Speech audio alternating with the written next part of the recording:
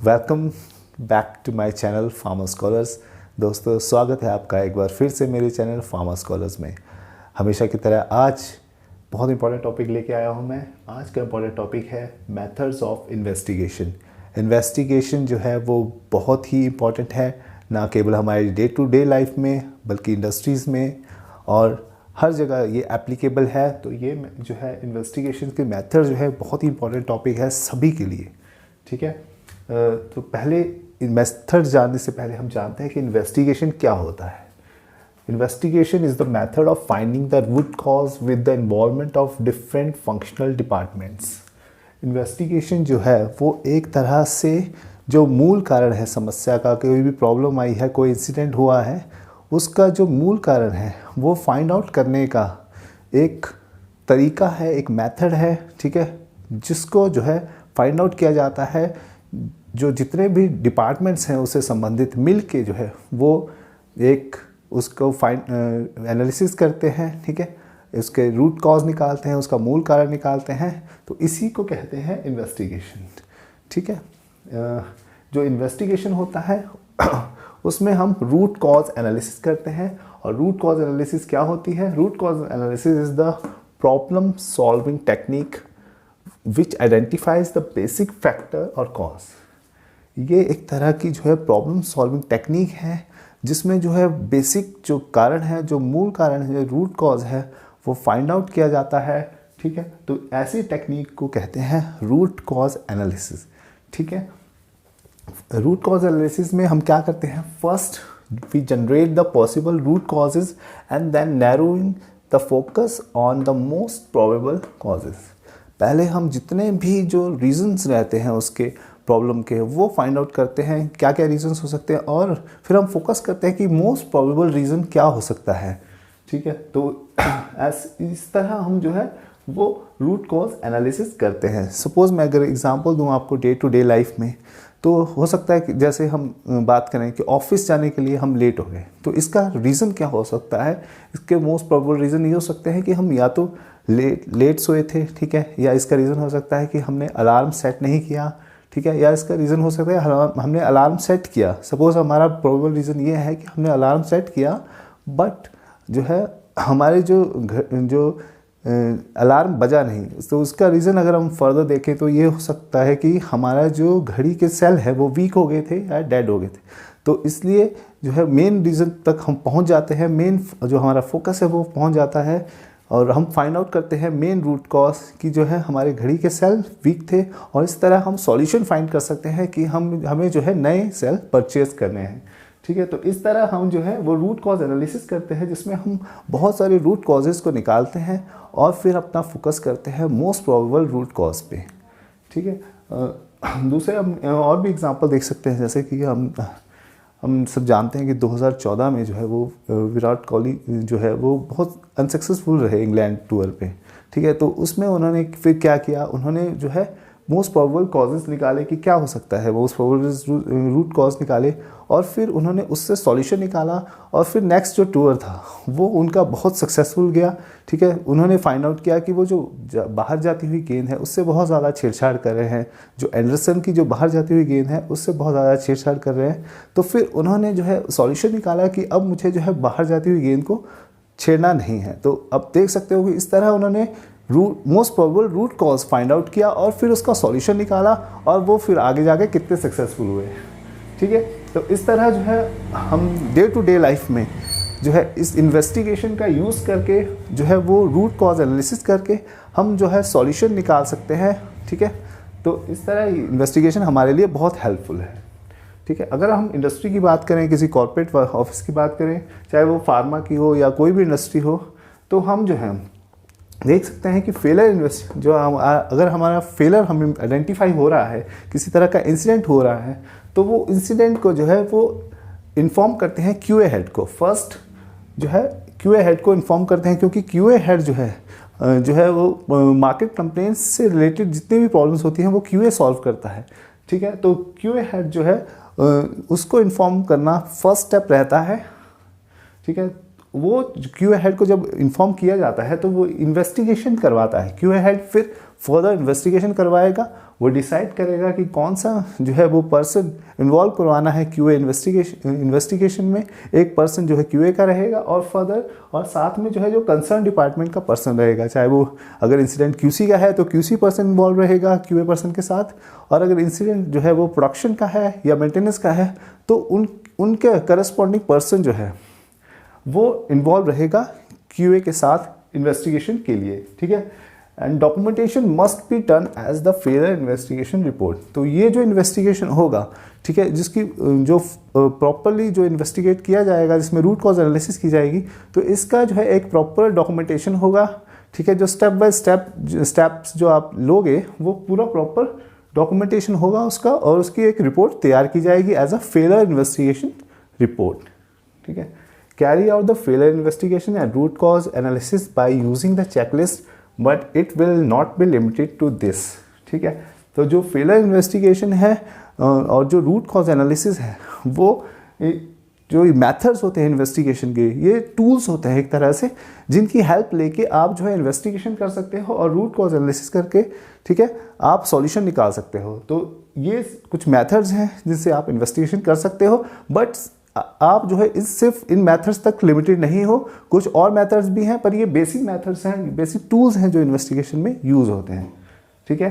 Quarantine all the components semi finish products till investigation. तो जब तक आपका इन्वेस्टिगेशन कंप्लीट नहीं हो जाता है, आपको जैसे जब प्रॉब्लम आ जाती है, जो कोई इंसिडेंट हुआ है जिस टाइम, तो उसी इंसिडेंट के दौरान आपको उसी फॉर्म में जो है अपनी जो कंपोनेंट्स हैं, जो या आपकी ड्रग है सेमी फिनिश फॉर्म में है या फिनिश फॉर्म में है, तो आपको उनको क्वारंटाइन करना है, ठीक है। सपोज आपके जो है ड्रग में, ठीक है, ड्रग में जो है बल्क फॉर्म में है आपकी ड्रग, अभी ग्रैन्यूल्स फॉर्म में है, और उसमें ब्लैक पार्टिकल्स मिल गए, ठीक है। तो ब्लैक पार्टिकल्स जब आपको मिल गए तो आपको उसी फॉर्म में जो है आपको उसी फॉर्म में जो है अपने प्रोडक्ट को जो है क्वारंटाइन करके रखना है, उसको फर्दर प्रोसेसिंग नहीं करनी है, ठीक है, उसको कंप्रेस नहीं करना है जब तक इन्वेस्टिगेशन कंप्लीट नहीं हो जाता है, ठीक है।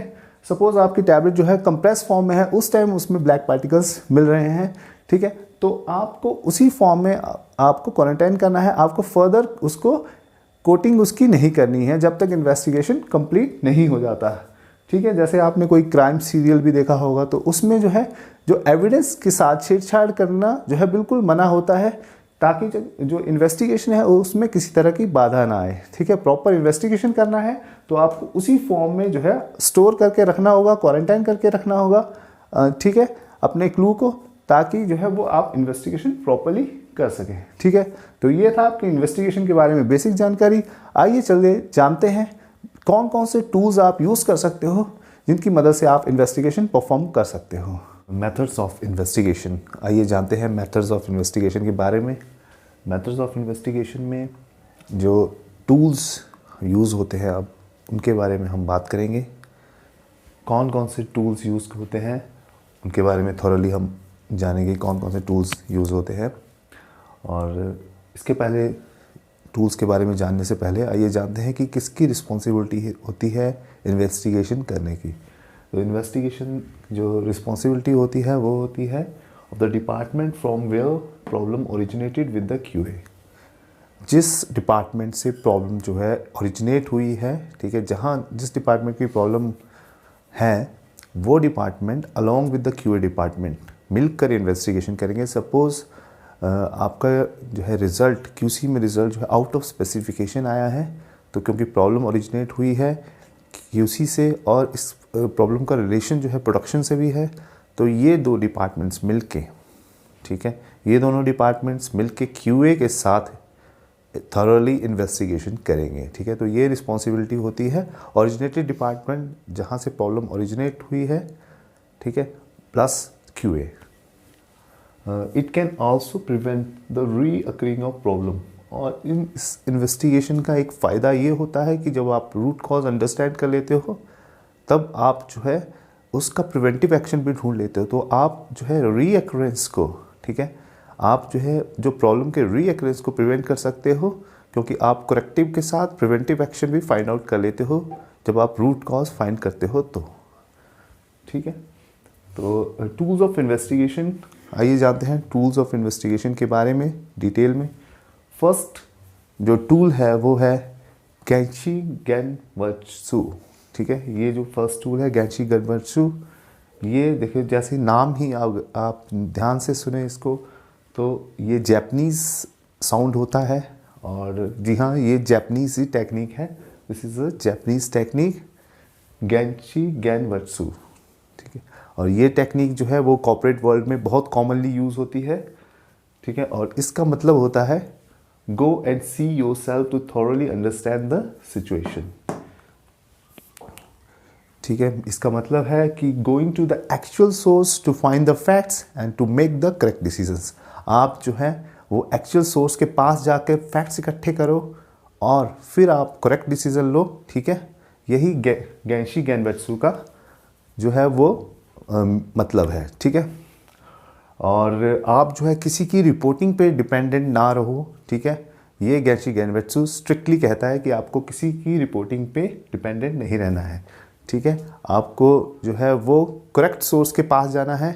जो पर्सन जो शार्प एंड पे है, मतलब उस जो पर्सन जो है जिसकी काउंसलिंग होनी है उसके पास जाके जो फैक्ट्स इकट्ठे करने हैं और फिर जो कुछ विजिबल और इनविजिबल फैक्ट्स हैं वो आपने फाइंड आउट करने की कोशिश करनी है और फिर लॉजिकली आप रैशनली जो है वो करेक्ट डिसीजन लोगे। ठीक है, यही गैंशी गेनवत्सु है। और आइए जानते हैं गैंशी गेनवत्सु के बारे में आगे। Ask 5W and 1H। तो गैंशी गेनवत्सु जो है आपका, इसमें आप 5W पूछते हो और 1H पूछते हो और इनका मतलब होता है what, where, when, who, why. ये है 5 जो W हैं इसमें, what, where, when, who and why. और जो 1H है उसका मतलब है हाउ। ठीक है, इट स्टैंड्स फॉर हाउ। तो आइए एग्जाम्पल के साथ समझते हैं इसको कि कैसे हम what, where, when, who, why and how के साथ जो है वो फैक्ट्स इकट्ठे करके जो है करेक्ट डिसीजन हम ले सकते हैं। ठीक है, suppose this is we first question we ask is what is the incident. क्या इंसिडेंट हुआ है? जब हम ये पता करने की कोशिश करते हैं तब हमें पता चलता है कि इंसिडेंट जो है वो at liquid manufacturing the flavour was not mix in the cup syrup. जो फ्लेवर जो है वो मिक्स नहीं हुआ है कप सिरप में, तो इससे हमें ये इंसिडेंट के बारे में जो है हम जानते हैं, पता चलता है हमें कि क्या इंसिडेंट हुआ है। ठीक है, जब हम व्हाट क्वेश्चन पूछते हैं तो हमें ये पता चल जाता है कि इंसिडेंट क्या हुआ है। और सेकंड क्वेश्चन अगर हम इसके बाद जो पूछते हैं वो है where happen this incident. Incident जो है वो कहाँ पे हुआ है, वेयर दिस इंसिडेंट हैपेंड। तो जब हम इसको आगे जानने की कोशिश करते हैं तो हमें पता चलता है एट लिक्विड मैन्युफैक्चरिंग।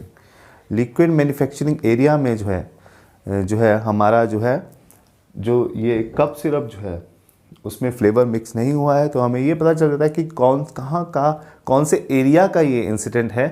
तो हमें ये पता चल जाता है वेयर से। ठीक है, वेयर के बाद जो नेक्स्ट क्वेश्चन हम पूछते हैं वो है when this incident happened. Suppose when से आपको पता चलता है कि जो अभी इंसिडेंट हुआ है वो कब हुआ है, कौन से टाइम पे हुआ है, कितने टाइम पहले हुआ है या कौन से स्टेज पे हुआ है। ठीक है, तो इन सब सवालों के जवाब जो है आपको मिलते हैं जब आप व्हेन क्वेश्चन पूछते हो। ठीक है, suppose the answer is during the mixing stage. आपका मिक्सिंग स्टेज पे जो है वो ये इंसिडेंट हुआ है और इस टाइम पे वो टाइम भी आपको इससे पता चल जाता है। कोई दूसरा बैच है आपका, सपोज कंप्रेशन में आपकी जो है ड्यूरिंग कंप्रेशन ऑपरेशन RH जो है आउट ऑफ लिमिट चली गई, तो आप जब व्हेन क्वेश्चन पूछोगे वहां पे तो आपको ये पता चल जाएगा कि RH जो है वो कितनी देर के लिए आउट ऑफ लिमिट हुई थी। ठीक है, तो व्हेन क्वेश्चन से आपको जो है स्टेज का कौन से टाइम कब किस टाइम पे इंसिडेंट हुआ है इस चीज का पता चलता है। Who did this? Now we will come to that। ये जो है वो लिक्विड मैन्युफैक्चरिंग में हुआ था इंसिडेंट और मिक्सिंग स्टेज पे हुआ था। तो ये इंसिडेंट किसने किया था? Who was the person responsible for it? जब हम जो आगे ये सवाल पूछते हैं तो हमें पता चलता है कि suppose new operator did this, तो इससे हमें पता चलेगा कि न्यू ऑपरेटर ने जो है वो रिस्पॉन्सिबल है इस इंसिडेंट के लिए, ठीक है। Next question we ask is why he did this. अगला क्वेश्चन जो हम पूछते हैं वो है कि उसने ऐसा क्यों किया है। तो हम थॉरोली अंडरस्टैंड करते हैं उसको काउंसलिंग करेंगे, ठीक है। और जो है हम एक एजम्पशन के तौर पर जो है डिसीज़न नहीं लेंगे, हम उससे पूछेंगे कि क्या ये रीज़न क्यों हुआ है ये, ठीक है, उसकी काउंसलिंग करके। और तब we can come to know that such as he is an untrained person, वो एक अनट्रेन्ड पर्सन है, इस वजह से ये इंसिडेंट हो गया है। And he is just an assistant operator और हेल्पर, वो केवल एक हेल्पर है या असिस्टेंट ऑपरेटर है और उसकी ट्रेनिंग भी नहीं हुई है। इस तरह से हमें वाई से हमें ये पता चल जाता है कि क्या रीज़न है कि उससे ये मिस्टेक हुई है, ठीक है। नेक्स्ट अगर हम इसको थॉरली हम समझें तो हाउ से हम ये रीज़न जो है पता कर सकते हैं कि उससे ये क्या उसने ऐसा कौन सा स्टेप नहीं किया, सपोज हाउ क्यों उससे ऐसा इंसिडेंट क्यों हो गया। तो हाउ से हमें ये पता चलेगा that how that happened, then we will come to know he did not follow the BMR steps. तो हमें ये पता चलेगा कि उसने जो है वो BMR के जो स्टेप्स हैं वो फॉलो नहीं करे हैं, जो इंस्ट्रक्शंस हैं वो फॉलो नहीं करी हैं जो BMR में मेंशन है। तो इससे जो है हमें एक्चुअल जो रीज़न है वो पता चल जाता है कि एक तो पर्सन जो है वो अनट्रेन्ड है और ऊपर से उसने जो है BMR में जो इंस्ट्रक्शन हैं, जो स्टेप्स हैं वो स्ट्रिक्टली फॉलो नहीं करी है, ठीक है। तो इस तरह हम जो है गैंशी गेनवेट्सो की मदद से जो है वो एक्चुअल रूट कॉज फाइंड कर सकते हैं, ठीक है। ये इस तरह हम इन्वेस्टिगेशन करते हैं गैंशी गेनवेट्सो से, ठीक है। और इससे जो है हम प्रॉब्लम की रीअकरेंस को भी रोक सकते हैं। कैसे रोक सकते हैं आइए जानते हैं। क्योंकि हमें रूट कॉज पता चल गया है कि अनट्रेन्ड पर्सन ने ये परफॉर्म किया है, तो हम जो है उस अनट्रेन्ड पर्सन को जो है वो ट्रेनिंग दे सकते हैं और उस ट्रेनिंग में उसको ये समझा सकते हैं, इंस्ट्रक्ट कर सकते हैं कि you should follow the BMR steps. आपको जो है BMR स्टेप्स जो है फॉलो करने हैं। जब भी आप परफॉर्म करो लिक्विड मैन्युफैक्चरिंग में कोई टास्क आप परफॉर्म करते हो तो आपको BMR स्टेप्स को ही फॉलो करना है, ठीक है। और दूसरा आप जो है वो वहाँ पे एक स्ट्रिक्ट रूल बना सकते हो कि जो ऑपरेटर है, केवल ट्रेंड ऑपरेटर जो है वो ही परफॉर्म करे मैन्युफैक्चरिंग जो टास्क है उसको। तो इस तरह जो है आप प्रॉब्लम की रीअकरेंस को प्रिवेंट कर सकते हो। रूट कॉज फाइंड करने के बाद आप प्रॉब्लम की रीअकरेंस को प्रिवेंट कर सकते हो गैंशी गेनवेट्सो जो इन्वेस्टिगेशन टूल है उसके थ्रू। आइए चलते हैं नेक्स्ट टूल के बारे में जानते हैं, ठीक है, जो है ब्रेनस्टॉर्मिंग। इन्वेस्टिगेशन का अगला मेथड है ब्रेनस्टॉर्मिंग। ब्रेनस्टॉर्मिंग जैसे कि नाम ही सुजेस्ट करता है, बुद्धिमानी का इस्तेमाल करके जब आप इस इन्वेस्टिगेशन करते हो तो इसको ब्रेनस्टॉर्मिंग कहते हैं। और ये एक तरह का क्रिएटिव प्रॉब्लम सॉल्विंग मेथड है, ठीक है। ब्रेनस्टॉर्मिंग में जो है आप अपनी टीम को बुलाकर सबके सजेशंस मांगते हो और सारे जो टीम के मेंबर्स होते हैं वो अपने अपने सजेशंस देते हैं। इसमें जो है आपको जो है वो सबके सजेशंस लेने हैं। ये नहीं कि कोई शाई पर्सन है तो वो अपने सजेशंस देने से रह जाता है, ठीक है। आपको सबके सजेशंस वेलकम करने हैं। आपको उस समय क्वांटिटी में ध्यान देना है, सजेशंस की क्वालिटी पे ध्यान नहीं देना है, ठीक है। जितने आपको सजेशंस मिलते हैं आपको उनको कलेक्ट करके फिर उनसे आपको रूट कॉज आइडेंटिफाई करना है, ठीक है। इसमें किसी तरह का फेवरेटिज्म नहीं होना चाहिए, ठीक है। जितने भी आपके मेंबर्स हैं उनको इक्वल प्रायोरिटी आपको देनी होगी। जब आप अपनी टीम से आइडियाज़ मांगते हो तो people come with the new ideas that can solve the problem और आइडेंटिफाई रूट कॉज, ठीक है। जब आप जो है अपनी टीम मेंबर्स से सजेशंस मांगोगे तो वो आपको नए नए आइडियाज़ बताएंगे। उस रूट कॉज जो है प्रॉब्लम का अपनी अपनी तरफ से सब रूट कॉज बताने की कोशिश करेंगे। आइए एग्जांपल के साथ समझते हैं। 3 स्टेप्स में हम ब्रेनस्टॉर्मिंग को समझेंगे एग्जाम्पल के साथ। First, meeting with the cross functional team. जो आपकी टीम है उसके साथ आप मीटिंग करते हो, ठीक है, जैसे, और आप उनको बताते हो सपोज़ कि आपकी जो ग्रैन्यूल्स हैं, जो आपके पाउडर ग्रैन्यूल्स हैं, उनमें ब्लैक पार्टिकल्स मिले हैं। तो आप एक मीटिंग ऑर्गेनाइज करते हो क्रॉस फंक्शनल टीम के साथ, ठीक है, और इस टीम को आप बोलते हो कि सभी अपने अपने जो है सजेशंस दो कि अपना आइडियाज़ बताइए कि क्या क्या रीज़न्स हो सकते हैं, ब्लैक पार्टिकल के क्या क्या रीज़न्स हो सकते हैं। तो जितने भी रेलिवेंट पीपल हैं वो अपने अपने आइडियाज़ आपको बताएंगे, सॉल्यूशंस अपनी तरफ से बताएंगे। Just like that second line लिखी हुई है, relevant people ask to think and share views ideas to overcome problem.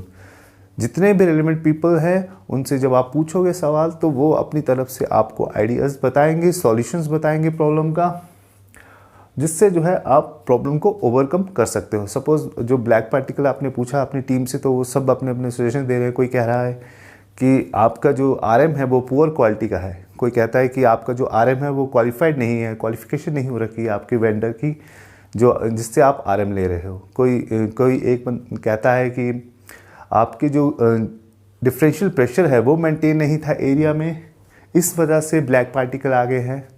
कोई सजेस्ट करता है कि आपके जो क्लीनिंग है वो प्रॉपर नहीं रहती है, आपकी क्लीनिंग में कुछ क्रिटिकल पार्ट्स जो हैं वो जो वेरीफाई नहीं होते हैं, जैसे कि आपकी गैस्केट क्लीनिंग वो आपका एलसी का पार्ट नहीं है। तो इस तरह के सजेशंस आ सकते हैं। गॉनिंग प्रॉपर नहीं है, कोई ऐसा सजेशन भी आ सकता है, ठीक है। तो इस तरह बहुत सारे सजेशंस आते हैं कि ये जो है रीजंस हो सकते हैं, और उसके बाद फिर उनसे सॉल्यूशन भी मांगा जाता है कि आप सॉल्यूशन बताइए कि इसका सॉल्यूशन क्या हो सकता है, ठीक है। Like all views and suggestions are analyse to identify the cause and solution of the problem. फिर उनके सजेशंस जो है इकट्ठे करके उनको एनालाइज किया जाता है, और जो रूट कॉज है वो आइडेंटिफाई करने की कोशिश की जाती है प्रॉब्लम का, और उसका सॉल्यूशन पता करने की कोशिश की जाती है। सपोज़ आपके जो आपने सारे सॉल्यूशंस इकट्ठे कर लिए और आपको लग रहा है कि आपका वेंडर जो है, आपने जब रिसर्च किया उस पर और आप एनालाइज किया आपने सब आइडियाज़ को, तो आपको लगा कि आपका जो वेंडर है वो क्वालिफाइड नहीं है, और आपने अनक्वालिफाइड वेंडर से परचेज़ किया है आरएम, जिससे जो है ब्लैक पार्टिकल्स आए हैं। तो इससे जो है आपको इस तरह आप इन्वेस्टिगेशन कर सकते हो, और आप जो है उसका सॉल्यूशन भी निकाल सकते हो कि आगे से जो है आप सिर्फ क्वालिफाइड वेंडर्स को ही यूज़ करोगे, ठीक है। आपकी जो वेंडर क्वालिफिकेशन की जो लिस्ट है उन्हीं में से वेंडर चूज़ करके आप आरएम जो है वहाँ से इशू करवाओगे, ठीक है।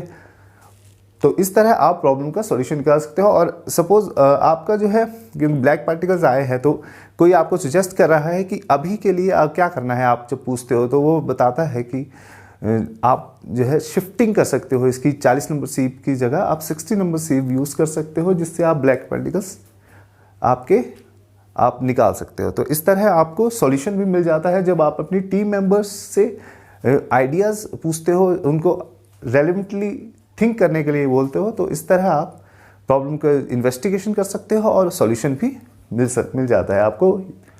तो ये था आपका ब्रेनस्टॉर्मिंग। आइए चलते हैं, जानते हैं वाई 5 एनालिसिस के बारे में। ब्रेनस्टॉर्मिंग के बाद 5 एनालिसिस जो है ये भी बहुत इम्पोर्टेंट आपका मेथड है इन्वेस्टिगेशन का, और ये एक क्वेश्चन बेस्ड टेक्निक है। आपको जो है आप जितने भी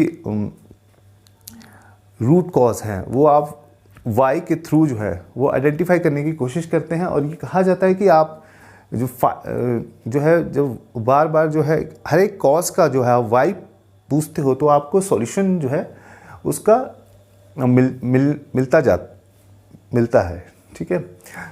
लाइक और इसका एक प्रिंसिपल रहता है कि question ask from the right person in a right way, right time, right place, ठीक है। तो इसका एक प्रिंसिपल रहता है कि आपको जो है क्वेश्चन जो है एक सही पर्सन से पूछना है, सही टाइम पे पूछना है, सही तरीके से पूछना है और सही जगह पे पूछना है। सपोज़ आप जो है किसी दूसरे रॉन्ग पर्सन से सवाल पूछ रहे हो जिसका कुछ रिलेशन ही नहीं है जो आपका इंसिडेंट हुआ है, तो आपको उसका जो है आप इन्वेस्टिगेशन प्रॉपर्ली नहीं कर पाओगे। आपको जो है इन्वेस्टिगेशन करने के लिए उसी पर्सन से पूछताछ करनी है जो कि रेलिवेंट होगा, ठीक है। उसी रेलिवेंट पर्सन को आपने पूछना है वो, ताकि आप राइट पर्सन को पिक कर सको। आपको राइट वे में पूछना है, ठीक है। आपको जो है कभी ऐसा नहीं करना है कि आप जो है जूनियर्स के सामने उसको हरास कर रहे हो। तो इस तरह जो है वो आपको एक प्रॉपर तरीके से उससे सवाल पूछना है ताकि उसको भी बुरा ना लगे, और इस तरह जो है आप राइट वे में सवाल पूछ सकते हो एट राइट टाइम। आपको सही टाइम चूज़ करके जो है अपना इन्वेस्टिगेशन भी करना है। ये नहीं कि आप किसी भी टाइम में पहुंच के इरिटेट कर रहे हो पर्सन को, तो इस जो है वो पर्सन आपको इन्वेस्टिगेशन में हेल्प नहीं करेगा। सपोज़ आपकी छुट्टी का टाइम हो गया है और आप उससे इन्वेस्टिगेशन करने के लिए पहुंच गए, तो वो पर्सन इरिटेट हो जाएगा और इन्वेस्टिगेशन में आपकी हेल्प नहीं करेगा, ठीक है। तो एट राइट प्लेस और सही जगह पे आपको वो पर्सन से सवाल पूछने हैं। ऐसा नहीं कि आप कहीं पे भी शुरू हो गए सवाल पूछने, ठीक है। तभी वो पर्सन जो है आपके साथ कोऑपरेट करेगा और जो है वो इन्वेस्टिगेशन में हेल्प करेगा, ठीक है। Take problem ask question. आप कोई भी प्रॉब्लम लोगे और क्वेश्चंस जो हैं वो पूछोगे उससे, तो आप जिस भी पर्सन को पकड़ोगे उससे आप सही समय, सही टाइम पे, सही तरीके से और सही जगह पे सवाल पूछोगे। और ये कहा जाता है कि अगर आप 5 बार पूछोगे वाई कंटिन्यूसली, तो आपको प्रॉब्लम का सॉल्यूशन मिल जाएगा और रूट कॉज पता चल जाएगा, ठीक है। ये ज़रूरी नहीं है कि 5 बार ही हो, कई बार हो जाता है कि 3 बार भी अगर वाई पूछोगे आप तो उसमें भी आपको सॉल्यूशन मिल सकता है, ठीक है। और कई बार हो सकता है कि 5 से ज़्यादा भी आपको वाई पूछना पड़े, तो आप उसमें भी आप तब भी ये जो है मेथड सेम ही रहेगा, इसको 5 वाई ही कहा जाएगा, ठीक है। सपोज़ आप सबसे पहले पूछते हो व्हाई डिड दिस हैपन्स, ये ऐसा हुआ क्यों है, ठीक है। तो ये आपका फर्स्ट सवाल है। Then for each cause repeat why did that happen until the real cause is identified. जब तक आपको रियल कॉज पता नहीं चल जाता तब तक आपको व्हाई क्वेश्चन को रिपीट करना है, ठीक है। जब तक आपको प्रॉब्लम का जो है कॉज पता नहीं चल जाता है तब तक आपको वाई क्वेश्चन को रिपीट करना है। सपोज़ आपके जो फाइनल प्रोडक्ट है उसमें आपका ऐसे कम आ रहा है, तो आपने फर्दर सर्च किया, तो आपने सही पर्सन से जब इन्वेस्टिगेशन करा तो आपको पता चला कि फर्स्ट वाई में आपको पता चलता है कि आपके जो ड्रग है उसमें एक्टिव जो है उसकी क्वांटिटी जो है कम गई है, ठीक है। जब फर्दर आप फिर नेक्स्ट वाई पूछते हो तो आपको पता चलता है कि जो आपका जो एक्टिव है वो उसकी क्वांटिटी जो है प्रोडक्शन से वेरीफाई नहीं हुई है, ठीक है। और नेक्स्ट जब आप वाई फर्दर वाई आप पूछते हो तो आपको पता चलता है कि जो डिस्पेंसिंग का जो वेइंग बैलेंस है वो कैलिब्रेट नहीं हुआ है, ठीक है। तो इस तरह आपको जो है जो मेन रूट कॉज पता चल जाता है कि आपका जो डिस्पेंसिंग का जो एरिया का जो वेइंग बैलेंस है वो कैलिब्रेट नहीं हुआ है, जिससे जो है क्वांटिटी जो है वो कम चली गई, इससे ऐसे कम हुआ है। तो इस तरह आप जो है प्रॉब्लम का रूट कॉज वाई क्वेश्चन पूछने से प्रॉब्लम का रूट कॉज पता कर सकते हो, ठीक है। और उसका सॉल्यूशन भी निकाल सकते हो कि आपको आगे से बैलेंस का जो है वो कैलिब्रेशन होगा, तभी आपको उसमें डिस्पेंसिंग करनी है और आपको जो है अपने जो वेट वेरिफिकेशन है जो वो ज़रूर करना है मैन्युफैक्चरिंग से पहले। तो इस तरह जो है आप 5 वाई एनालिसिस से क्वेश्चन का जो है वो रूट कॉज पता कर सकते हो और उसका सॉल्यूशन भी निकाल सकते हो। तो ये था आपका 5 Y analysis method of investigation में। आगे अगला जो नेक्स्ट टॉपिक होगा, मेथड होगा, वो होगा आपका फिश बोन डायग्राम यानी इशिकावा डायग्राम, जो कि सबसे मेन है इन्वेस्टिगेशन का मेथड, लेकिन उसके लिए आपको अलग से वीडियो देखना पड़ेगा। फिलहाल मेथड ऑफ इन्वेस्टिगेशन में इतना ही। तब तक वीडियो को लाइक कीजिए, शेयर कीजिए और सब्सक्राइब करना ना भूलना फार्मर स्कॉलर्स को।